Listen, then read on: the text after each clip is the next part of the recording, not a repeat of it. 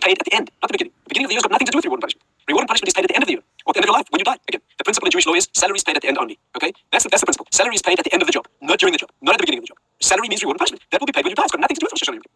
Rosh Hashanah Yom Kippur is a judgment for who you are, for your definition of self in essence. That's what it is. And in terms of your essence, here's what you need next year. Let's get this 100% clear. On Rosh Hashanah Yom Kippur, the judgment is made about who you are. What are you in the world for? Are you a servant of God? Are you living for something higher? Do you represent something larger and bigger? Or are you purely selfish, childish, egotistical, nothing more than living for the moment and for yourself? That's what's being judged. The person who lives for something larger, lives to be good in the world, that person is called judged for life. Such a person gets direct divine interaction during the year, and they get given a dispensation of what they need for the year in terms of who they are. By the way, that dispensation may have some difficulties. You may need some difficulties, some illnesses, some suffering, some ordeals. You may need a lot of money or a little bit of money. You'll be given what you need in terms of divine interaction with you as a living being. And the person who's defined as a Rasha, as a wicked person, is given a spiritual definition of being walking dead. It's got nothing to do with dropping dead during the year. That may happen as well, but that's not the point. Being given a judgment of life and sealed in the book of life means that you are judged as a living spiritual being and God interacts with you as such. And if you're judged for the book of death, that person remains as a person who's a walking dead. Doesn't mean they die immediately and fall down dead. That means they live as a person who's walking dead. Hashem is interacting with them, giving them all the things they need in the world as a person who has no spiritual life. Again, one more time. The judgment of Rosh Hashanah Yom Kippur has got nothing to do with rewarding you and punishing you. Nothing to do with that. That will happen when you die, you get rewarded. And then you'll be rewarded for every mitzvah.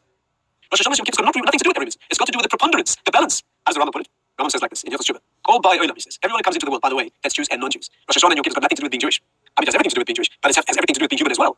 Called by Olam doesn't say anything about Jews. All humans, don't forget, Rosh Hashanah was the anniversary of the creation of Adam and Eve, Adam and Chava. Nothing to do with being Jewish. That was way before Jews came on the scene. So all people come into the world with their merits and demerits, he says. And on Rosh Hashanah Yom Kippur, Hashem weighs up the merits and demerits, and he judges you according to majority.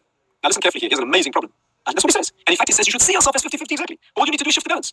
My friends, this is astounding. What do you mean Hashem judges you on average, on balance? Every sin is paid for. Every mitzvah is paid for. I'll give you a classic example. Who's better than Moses? Moshe Rabbeinu. Was he not judged for one sin? Moshe Rabbeinu lived a life of virtual spiritual perfection. He does a subtle sin. So subtle that it's hard to understand what he did wrong. He hit the rock instead of speaking to it. Punishment, amazing punishment. Dies outside Israel, not allowed to go in. He wasn't judged on average. Right? Think about all the great people in the Torah who lived lives of spiritual perfection. They were punished indescribably for the smallest of sins. So evidently Hashem was not judging him on average. So here comes the Rambam and he says, Hashem looks at you on Rosh Hashanah Yom Kippur and he weighs up the sins and the mitzvahs and he sees whether you're a preponderance and that's what he judges. What happened to the details? You don't get away with anything. And the answer is, couldn't be clearer. The answer is you'll be judged for every detail, but that's when you die. If you're a bad person with lots of good deeds, like the famous British criminal who used to kill people and take his mother flowers, there's a book about him called But He Was Nice to His Mother. Going back about 70, 80 years, right? Gangsters in London, but he was nice to his mother. He'll be paid for that. He'll be paid for the flowers he bought his mother, no question about it. And the worst person, the best person in the world, did one small action like that was wrong, like Moshe, gets slapped for it. No question. You're going to be paid for every detail. Hashem's accounting doesn't forget anything.